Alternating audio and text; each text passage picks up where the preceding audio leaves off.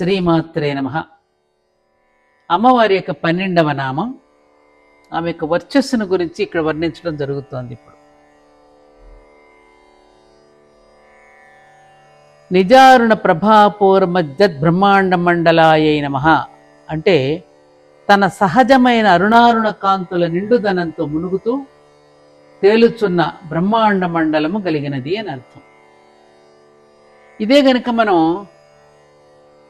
విరిచి చదువుతాం, మనం తెలియక నిజారుణ ప్రభాపూర మజ్జద్ బ్రహ్మాండ మండల అని చదివామనుకో, ఆ విరిచి చదివినప్పుడు ఏమవుతుంది, అమ్మవారు మునుగుతూ ఉన్న బ్రహ్మాండ మండలం అయిపోతుంది. అందుకని నామాలు చదివేటప్పుడు విరవకుండా 16 నామాలు వచ్చినప్పుడు విరవకుండా చదవమని పెద్దలు చెప్తున్నారు మనకి. ఇక్కడ ఏమిటి, అమ్మవారి యొక్క వర్చస్సును గురించి చెప్పబడింది. ధ్యాన శ్లోకంలో అరుణాం కరుణాంతరంగితాక్షీమని ప్రారంభించబడుతుంది. అవునా, అమ్మ వర్చస్సు అరుణవర్ణం, దానిలో నుండే సమస్త సృష్టి ఉత్పన్నమైంది. కళ్ళు మూసుకోగానే ముందుగా దర్శనమయ్యేది ఏదో అది అరుణవర్ణం.